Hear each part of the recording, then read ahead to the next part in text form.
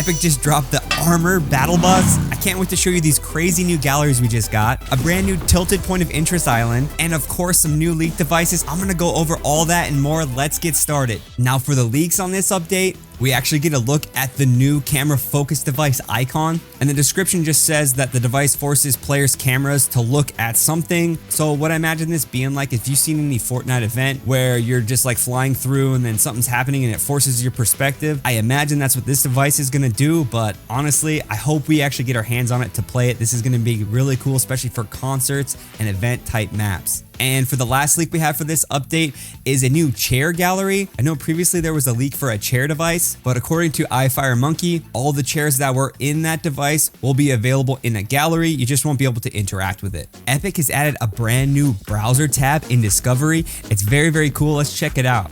So once you click in it, you guys will see a bunch of different categories. You can click on casual, role playing. You guys, this is another way for people to find your maps. This is awesome.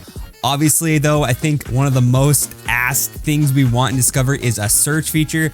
So let's hope that gets added soon, but this is progress. Epic just added tilted towers as a new point of interest. You can find it in the starter islands. As you see right when you spawn in, it's tilted all in one island. This is insane. This is probably 90% of players' favorite place to drop, and now it's easier than ever to make a map here. Go check it out. Now, Epic also announced a huge hub update. There's actually a whole new layout. If you go to select a new starter island, you're gonna notice the new hub layouts here. So here's the brand new hub layout, and there's only 8 rifts now. No more matchmaking portals in here, except for the creator's pick, whosever hub is chosen. Starting today, all hubs that are submitted must be made on this new template, and the new hubs actually will go live in July. And instead of being live for 1 week, now each hub is going to be live for 2 weeks. Epic also announced a huge shotgun update, and these changes will change most damage for shots and headshots, and all shotguns now have a max damage cap.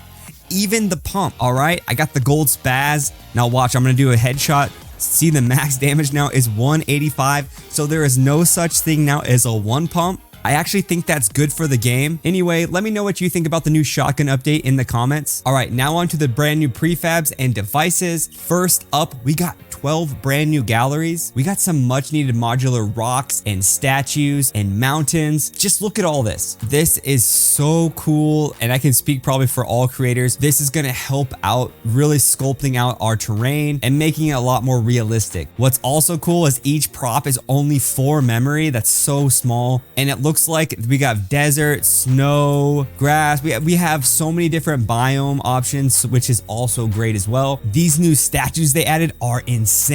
So cool, especially this little like statuesque figurine. This, like, I'm just imagining some really cool adventure map with this in it. These new skulls are insane. So cool. I was already messing around with them. I don't know, this kind of looks like a Donnie Darko thing. I didn't really mean for that, but anyway, you guys, the new prefabs are in. Go check them out. They've added the Armoured Battle Bus into creative. This thing is so cool. There is one issue though. It is over 10% of your memory just to have one of these in your map. It's only 15 though to have 2, so I guess that kind of evens out. I don't know, that's a lot. But honestly, this thing is just like it is in the game. It's so cool. You can even jump in and get into the turrets. I also want to note something real quick. Under the consumable tab, the mod tires and mod cowcatcher do work on this battle bus. So as you see, you can throw tires on this bad boy. You can even use the repair torch to fix it up, so just something to note if you're making a game mode with this brand new Armoured Battle Bus. On the brand new devices, they've actually didn't add any new devices, which I'm actually okay with. The past few updates have been insane and we got a lot of new stuff, but they did do some quality of life improvements to some old devices. I'll show you guys those now. On the player reference device, they added update registered player. This is actually really cool. This basically gives us thresholds or parameters when the device will actually update. Before, if it just sent a signal to it, it was going to update. We didn't have any filters. You will also notice 2 new transmit options, and that's if the update is failed or if a brand new player overtakes the previous player reference. This is also just another great way to signal to your players. Again, more you know. The next device they updated was the class designer and team settings inventory spawn pad. You can now toggle by class overshield, sprint, shoulder bashing, and mantling. I think these new settings were a must. You can now turn it on or off with a class. All right, for the last new setting, they've added brand new models on the vending machine. This was so long overdue, and I am so happy they finally added this. We will now be able to properly display our weapons. Thank you, Epic.